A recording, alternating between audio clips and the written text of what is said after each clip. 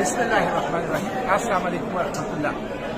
मैं अपने 150 साथियों के साथ उर्दन पहुंच चुका हूं और अल्हम्दुलिल्लाह 5-6 दिन इसराइल के बदनामी ज़माना नेगेव डेजर्ट जेल के अंदर रहने के बाद हमें रिहाई मिल चुकी है।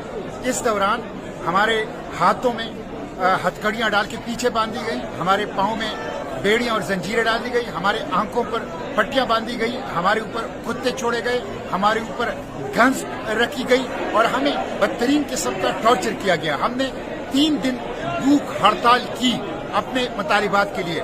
No access to air, no access to drinking water, no access to medication, no access to lawyer, किसी किस्म की चीज तक हमें रसाई नहीं थी। एक बदनामी जमाना जेल था, लेकिन अल्हम्दुलिल्लाह हम रिहा हो चुके हैं और फलस्तीन की आजादी की जद्दोजहद जारी रहेगी। इस नाकाबंदी को हम तोड़ेंगे, बार बार इसके लिए जाएंगे, गज्जा को बचाने के लिए कोशिश करेंगे और जो जेनोसाइड के मुजरिम हैं उन मुजरिमों को कैफर किरदार तक पहुंचाएंगे इंशाअल्लाह।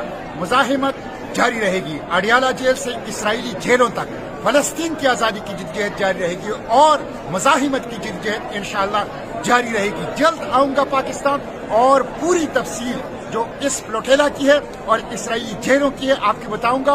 लेकिन अपनी इस जद्दोजहद को अक्सा की आजादी, फलस्तीन की आजादी, गज्जा की आजादी तक जारी रखेंगे। इसराइल के खात्मे तक हमारी ये जद्दोजहद इंशाअल्लाह जारी रहेगी। पाकिस्तान जिंदाबाद, फलस्तीन जिंदाबाद, पाक फलस्तीन दोस्ती पाइंदाबाद।